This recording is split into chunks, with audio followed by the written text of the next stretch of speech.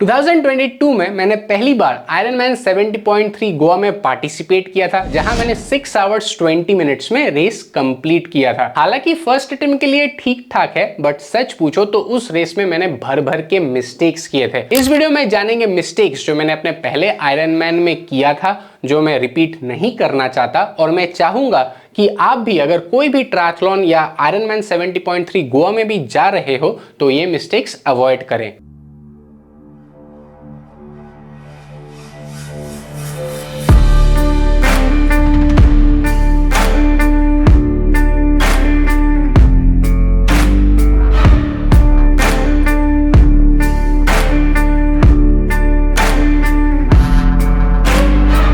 हुआ 1 आवर का aerobic cycling ride. Cycling के मिस्टेक के बारे में बाद में बात करेंगे। स्विम से स्टार्ट करता हूं। सबसे पहला, adjusting my swim glasses just before the swim start. ये एक्चुअली एक बिगिनर भी नहीं बल्कि नूब मिस्टेक था। क्या हुआ, जैसे ही स्विम स्टार्ट होने वाला था मैंने अपने स्विम ग्लासेस के साथ छेड़छानी की। मतलब एक थॉट चलता है ना बैक ऑफ द माइंड, अरे भाई सब कुछ ठीक ठाक है तो एक बार फिर से चेक कर लेता हूँ। उस चक्कर में मैंने क्या किया, अपना स्विम ग्लास को उठा के ऐसे करके पीछे वाला टाना टूनी, ऐसे ठीक है कि नहीं ठीक है, ऐसे टाना टूनी करना स्टार्ट कर दिया। ऐसे भी ग्लासेस में थोड़ा इधर उधर किया। नतीजा क्या हुआ, जैसे ही स्विम स्टार्ट हुआ थोड़ा दूर जाने के बाद ही मेरे राइट हैंड साइड के आईज में पानी थोड़ा थोड़ा करके घुसने लगा, और मैंने पूरा स्विम का पहला हाफ एक आंख बंद करके ऐसे ऐसे करके स्विमिंग की। आयरनमैन 70.3 गोवा का जो कोर्स है उसमें क्या है कि आपको एक राउंड कंप्लीट करके थोड़ा दूर बाहर आके रन करना पड़ता है, फिर से यू टर्न मार के और एक बार घुसना होता है। तो जब मैं निकला उस टाइम मैंने अपने स्विम ग्लासेस को फिर से एडजस्ट किया, जिसमें थोड़ा बहुत टाइम भी वेस्ट हो गया, और सेकेंड हाफ फिर से मैंने एडजस्टमेंट करके राउंड कंप्लीट किया। तो इस बार मैं ये वाला मिस्टेक अवॉइड करना चाहता हूँ। मैं क्या करूँगा, स्विम स्टार्ट होने से पहले अपने स्विम ग्लासेस को ज़्यादा छूंगा भी नहीं। उसके पहले दिन ही डबल चेक ट्रिपल चेक करके रख लूँगा और बोलूँगा ऑल इज़ वेल। और मैं आप लोगों को भी यही चीज़ सजेस्ट करूँगा कि स्विम स्टार्ट होने से पहले अपने स्विम ग्लासेस को ज़्यादा छेड़छानी मत कीजिए। उसके पहले दिन ही जितना एडजस्टमेंट करना है करके रख लें।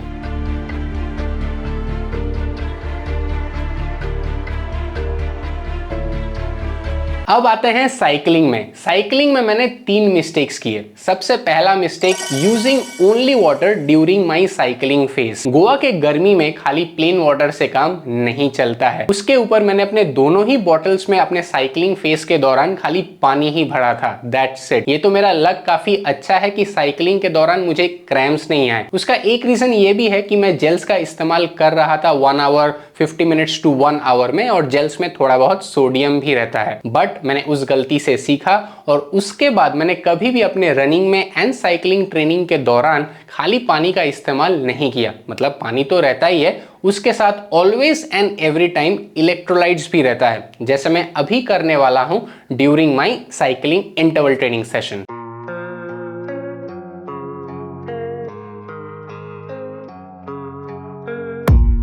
I don't really know what comes next. I'm just doing my best, even though I'm so stressed out. Everything just feels like a test that I fail, so depressed when I can't seem to get out. But something deep inside won't let me quit. I swear that I'm inspired by all this shit. Tell me that I can't and I won't. That's what guides me the most. Your lies, I'll do what I want.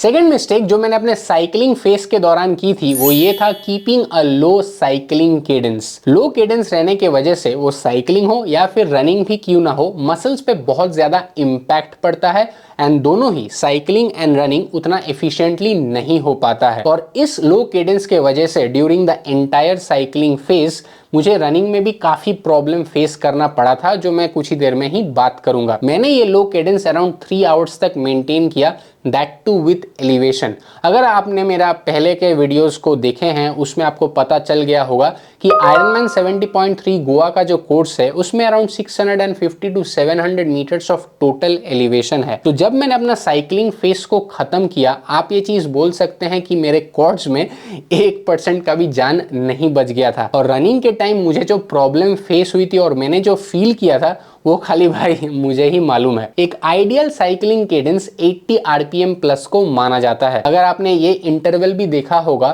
Zone 2 का interval हो, zone 3 का interval हो या फिर एक VO2 max वाला भी interval क्यों ना हो, मेरी कोशिश ये थी कि मैं अपना साइकिलिंग केडेंस को हाई रखूं। एक अच्छा केडेंस होने से रनिंग में भी एंड साइकिलिंग में भी दोनों तो एफिशिएंटली होते ही हैं, बट लेग्स भी जल्दी ज़्यादा टायर्ड एंड फटीग नहीं होते हैं एंड रिकवरी की भी काफ़ी अच्छी होती है। थर्ड मिस्टेक जो मैंने अपने साइकिलिंग फेज में की थी वो ये था not knowing my cycling race pace. कितना भी स्पीड क्यों ना हो, मुझे एक एवरेज स्पीड मेंटेन करना चाहिए था for the entire 90 kilometre. Doesn't really matter वो 25 या 26 किलोमीटर पर आवर भी क्यों ना हो। मैंने क्या किया, स्टार्टिंग में एकदम फास्ट स्टार्ट किया, हर बिगिनर की तरह। आपने साइकिलिंग क्या रनिंग में भी देखा होगा, जब कोई रेस स्टार्ट होता है बिगिनर लोग क्या करते हैं, एकदम फुल स्पीड में दौड़ते हैं। मैंने वैसा ही किया और मेरे दिमाग से हर न्यूबी की तरह ये चीज़ निकल गया कि ये कोई 10, 20, 30 किलोमीटर की साइकिलिंग नहीं बल्कि 90 किलोमीटर ऑफ साइकिलिंग है। 30, 45 किलोमीटर बाद मुझे क्या लग रहा था कि मैंने अपना 70 to 80% ऑफ एनर्जी एग्जॉस्ट कर लिया है और लो केडेंस के वजह से मेरे पैरों में भी दर्द स्टार्ट हो गया। नतीजा क्या हुआ, धीरे धीरे करके मेरा पेस ऑटोमेटिकली गिरने लगा। समहाउ मैनेज करके जेल्स वगैरह खा के, पानी वानी पी के, इधर उधर आदमी पकड़ के उसके पीछे साइकिल में लग जाके, मतलब कोई साइकिलिंग कर रहा है उसके साथ थोड़ा साइकिलिंग में कर लिया, वैसे कर करके मैंने 3 hours 2 minutes में अपना साइकिलिंग कंप्लीट किया। तो एक एवरेज पेस मेंटेन करना बहुत ज़्यादा ज़रूरी है और ऐसा पेस हो जो ज़्यादा ईजी भी ना हो मेंटेन करना और इतना हार्ड भी नहीं हो कि 30-40 किलोमीटर बाद लगे कि मैंने अपना पूरा जान ही निकाल दिया और सब एनर्जी ही चला गया। तो वैसा पेस मेंटेन करना, एक एवरेज बैलेंस्ड पेस मेंटेन करना फॉर द एंटायर 90 किलोमीटर जो मैं होल्ड कर पाऊं, बहुत ज्यादा जरूरी है। ऑब्वियसली फास्ट एंड स्लो तो होते रहेगा, लेकिन 90 किलोमीटर तक एक एवरेज पेस मेंटेन करना बहुत ज्यादा जरूरी है और उसके बाद मेरे पास उतना एनर्जी भी बचा रहना चाहिए कि नेक्स्ट मैं हाफ मैराथन भी कंप्लीट कर पाऊं अच्छे से।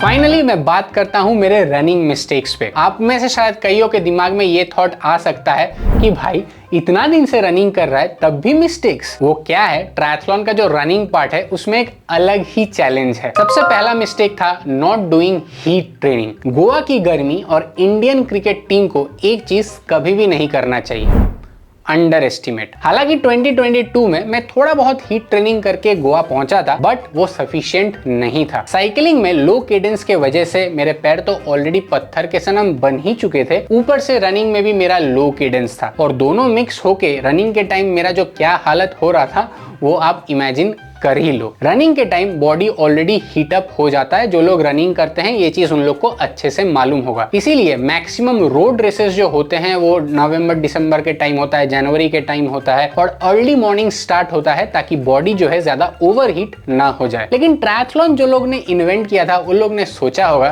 कि हाँ ठंडा में तो कोई भी दौड़ सकता है, इसमें कौन सा बड़ा बात है, गर्मी में दौड़ के दिखाओ तब ना मानेंगे। आयरनमैन 70.3 का रन स्टार्ट होता है from 9 to 10 AM depending on कब एक इंडिविजुअल अपना साइकिलिंग फेज को खत्म करता है। जितना लेट वो साइकिलिंग खत्म करेगा उसके लिए रन फेज उतना ही हार्ड बनता जाएगा। 30 to 34 डिग्री ऑफ सेंटीग्रेड रहता है विथ ह्यूमिडिटी। तो आप इमेजिन कर ही लो कि बॉडी कितना हीटअप हो जाता है। हालांकि हाइड्रेशन स्टेशंस पूरा एकदम भर भर के रहता है, पानी आइस सब कुछ मौजूद रहता है, बट तब भी the run phase is very very hard. इसीलिए हीट ट्रेनिंग करना बहुत ज्यादा जरूरी है ताकि हार्ट रेट कंट्रोल में रहे, नहीं तो ओवर हीटिंग के वजह से कुछ भी हो सकता है। लास्ट एंड फाइनल मिस्टेक जो मैंने अपने रन कोर्स में की थी वो था not doing hill workouts. Ironman 70.3 Goa का रन राउट फ्लैट नहीं है, वो पहले उनके वेबसाइट में लिखा हुआ था, रिसेंटली उन्होंने चेंज किया है which is a great thing. हालांकि एलिवेशन गेन उतना नहीं है, बट एक बिगिनर के लिए और जो लोग एक फ्लैट राउट एक्सपेक्ट कर रहे थे उन लोगों के लिए challenging and as a shock आया था, एटलीस्ट मेरे लिए तो था ही। हिल वर्कआउट्स रनिंग का स्ट्रेंथ ट्रेनिंग माना जाता है और हर स्ट्रेंथ ट्रेनिंग के तरह ही उसे एक दिन में हासिल किया नहीं जा सकता, प्रैक्टिस करके धीरे धीरे इंक्रीज करना पड़ता है। और मैंने हिल वर्कआउट्स ना के बराबर करके गया था। वैसे गलती मेरी ही थी, मुझे मैप डाउनलोड करके थोड़ा अच्छे से देखना चाहिए था, बट जो बीत गई सो बात गई। तो ये थे मेरे सारे मिस्टेक्स जो मैंने अपने पहले आयरनमैन 70.3 गोवा में की थी। लेकिन मुझे उतना अफसोस नहीं है क्योंकि हम लोग गलती से ही तो सीखते हैं। And I am quite confident कि इस बार भी मैं बहुत सारे गलती करने वाला हूं, बट आशा करता हूं पहले से कम हो। मिलते हैं अगले वाले वीडियो में। Till then stay happy, keep running, swimming, cycling. Bye bye and take care.